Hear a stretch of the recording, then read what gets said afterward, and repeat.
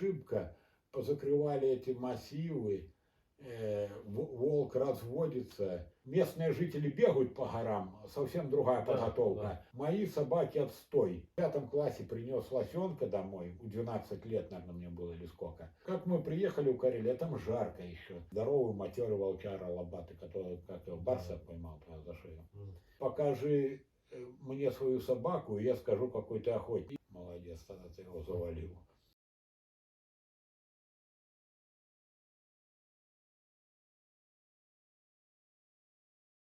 И есть сказочников много, хороших собак единицы.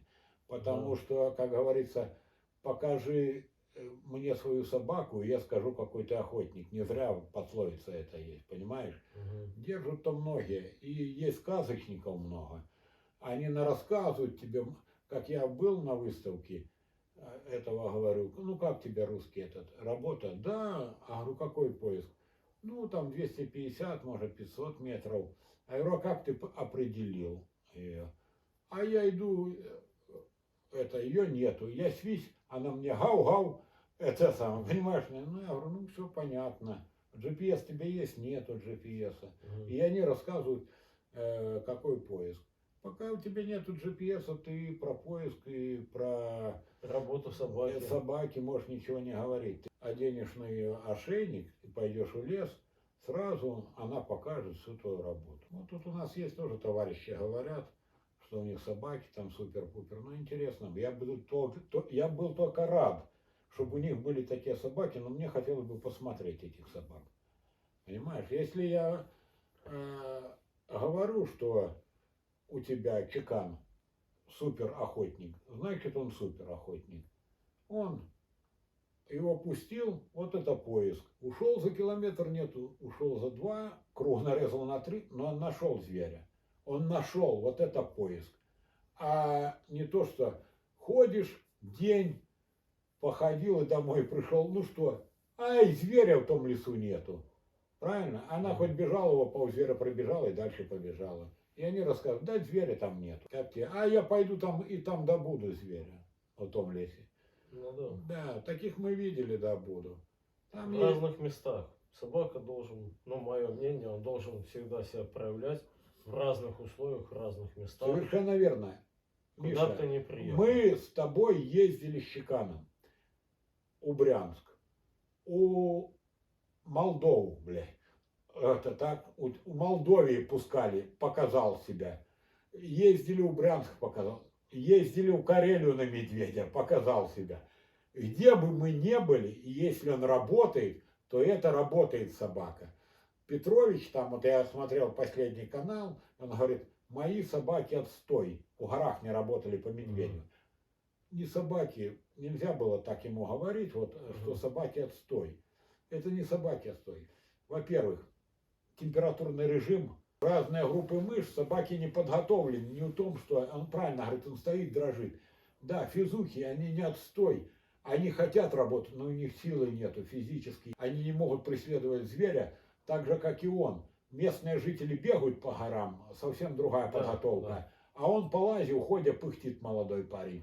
Потому что у него тайге работает. Петрович Лайф. Да, я тут что-то посмотрел, и он говорит, мои собаки, нет, это не собаки, отстой. Просто у собак надо было привезти на 2 недели раньше и дать им физуху. Понимаешь, как мы приехали в Карелию, а там жарко еще. А лайка такая собака, ты начинаешь с ней с осени охотиться, она одевается, она более, ну, шуба у нее под северный климат, и ей жарко, бляха, еще работа. Да и самому, ты когда ходишь по лесу, или тебе в жару ходить, когда эти вот, мошка это было, когда мы ходили, так же, а когда прохладненько стало, сразу и сам больше бегаешь. И настроение. Так же и собака на все это реагирует, на изменения температуры. Тем более лайка. Ты то куртку с себя скинул, она шубу себе не скинет, правильно? Ей надо или дышать чаще, охлаждаться, или воду пить, или где-то в воду залезть, полежать, чтобы остыть, не перегреться, чтобы не крякнуть. Ты то идешь, тебе жарко, расстегнулся, холодно, застегнулся. А собака ж так нет, поэтому надо. Так что собаки это не отстой. Если они у него в тайге работают, там часами лося, и там не сработали в горах, то это ни о чем не говорит. Там просто теплее намного было, и собакам жарко, и физически они были не готовы к этой работе. Охотники, они говорят, да, это, короче, сидеть на печи, есть блины. Собачники — это совсем другая каста охотников. Собаку нужно вырастить, понять у нее, натаскать, ну, чтобы она была охотницей, и уметь с ней охотиться. А эти говорят, я стал у 50 охотником, второй у 40. Ну, так это охотники себя считают. Залез на вышку, кабан вышел поесть, прицелился, положил, бах. Ну, это не охотник, я их зову. Догнали этого кабана или же лося, бах, с тепловизора там подошли, бах, фотографируются охотники. Добыли с тепловизора кабана. Этих охотников, они не знают даже уже вот охотников многих, вот молодых, спроси, что такое малик, что такое нариск, или что такое лира, или полено. Нету такой культуры. Я вот даже если чего-то не знаю, я всю жизнь с детства в 5 классе принес лосенка домой, в 12 лет, наверное, мне было или сколько. Всю жизнь лажу, зарисовываю, кучу литературы читал, учился, и все время повышаю свой как-то, ну, в интернете смотрю, сейчас много чего в интернете, и что мне непонятно, я еду в лес, слушаю, пробую, и если у меня там прибегает ко мне на вабу лось этот, то я знаю не то, что он раз прибежал, а несколько раз. И, например, с крыльца я дома позвал, он пришел сюда не один раз, значит, я делаю все правильно. Значит, ваба, у меня просто нужно найти этого лося, где он в районе километра там или бродит, и позвать его, и он придет. Вот. То, что надо себя повышать. И вот все время собаки говорят, что это не нравится. Да, мне то не нравится, то это у собаки. Я как бы, ну, стремлюсь к лучшему, а не то, что там зациклился на одном и стою. Мне, например, вот хочется сейчас иметь, чтобы молодые собаки научить их пушнину. А кабана, ну, кабана у нас сейчас мало, мне не интересно. То, что его ты, ну, одного ты стрельнешь собакой, другое. А потом собака увяжется, понравится ей потроха эти лосиные. И ты в лес вошел, а лосей сейчас у нас, ну, можно сказать, плотность хорошая. И все. И целый день лосями тарабанит. Пускай на куничку мне лает, там, тетеревая какого, ну, рябчика. Сейчас этих лосятников поддаю. А кабан будет, они кабана будут работать. Это я знаю 100%. У них там все нормально со злобой. Пускай куницу ищут. Енот, он бегает. А куницу лайки другой раз идут, и следа нету ничего. Она на дерево лает. Она зашла снегом и лежит там, может, это, день, может, наелась, с собой затянула, и 2 лежит. А лайка нашла чутье. Вверху дуплетом, блядь, смотришь в осеннее, где-то залезла и лает. Так что собака универсальная нужна. Белочка. Белочка. Белочки сейчас, вот я был, что-то белочки среды стали появляться. Больше стало белочки. Ну, ты хочешь много. Куницы было раньше в одном месте много. Не буду говорить где, но раньше было очень много. Я в полях приходил, все было избегано. Никто я там не ловил. Надо, конечно, выкормить хорошо собаку, а то кормят всякой ерундой, они вырастают, дистрофики, вяжут. И сейчас к собаководству кинологи у нас, ты же знаешь, приходят абы кто, как и охотоведы. Никто нифига не знает. Какие-то планы непонятные составили. А что в лесу, контроля на них никакого нету. То, что эти сами контролирующие, никакого образования нет у них. Ошибка. Позакрывали эти массивы. Волк разводится, воспроизводства молодняка нету, то, что выедают молодежь поголовье и крупных. Я же тебе вот говорил, где-то у меня я снимал на камеру, нашел быка, уже рога сбросил, тоже резетка такая здоровая. Все видно, что трофейный, хороший бык был, мощно это. Зубы не стал глядеть уже, то, что заморожено было так это. Ну, уже каркас один съеденный волками, лось.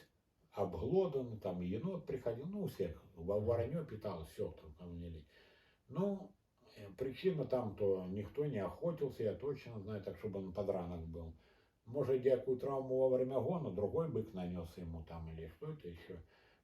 Может быть и такое. А лось был обглодан, здоровый лось. Волк-то не будет сильно кидаться, она определит по запаху. И зубы гнилые, что он ел там, веточку ел, слюна это капнула, гниль, зубы гнилые, они уже чувствуют это. Или где-то кровь, гнойник какой-то капнул. Да. Оно уже все по запаху определяет состояние зверя, какое у него. А если подбежал к зверю, он уже видит там, как он двигается и все. Они быстро разберутся. Это ребята, как говорится, волконоги кормят. Так что волки раньше кабанам было много. Основная была добыча ихняя кабан. Кого? Охотились на тропах везде. Я там это за сажом тогда выли, когда мы как-то забирали кабанов. Ну а так вот волков добывали, чтобы кабанами. Вот тогда, когда твоего кобеля поймал волк, когда мы с тобой охотились, мы его лупили. Он же не был порезан кабанами, да? Шрама уже на нем не было. Не было. А ему по зубам, я там, я говорил, где-то поглядел, лет 7 было, так? 7, да, где-то так. Ну, я 7-8 лет я прикинул здоровый матерый волчара лобатый, который, как его, барса поймал за шею. Ты ему в затылок пулей, бэц. Молодец, тогда ты его завалил. Вот. И чтобы порезанные были, ну, если кабан когда черканул, оставили бы метки, а нету. Волк не дурак. Я же рассказывал, в прошлом году ходил я, пара волков. Я такой обошел на край, иду, лежу, кабан побежал. Думаю, дай пройду по Сикачу, лежу, Сикач здоровый. Я такой, а у меня и лицензия была на кабана, я мог, ну, с подхода добыть, все. Я такой раз прошел, да потрогал, свежий, след, корка нас-то сломана. Я назад лежу под сосенкой, что как-то не пойму, что он лежал. Знаешь, обычно кабан выкопает себе, чтобы лечь. А то просто вот как бы прилег на снег, подтаяло тут немного. Ну, где-то вот недавно, так то, что немного подтаяло, то, что передо мной. И я такой по следу пету, прихожу, старая лёжка, у меня ролик есть, и свежая, откуда он поднялся. И он отошел, может, так, метров 150, ну пусть 200 там. Отошел и лег так на краю такой поляны, с солнечной стороны, под сосенку. Разлаписто такой небольшой. По его следу шло 2 волка.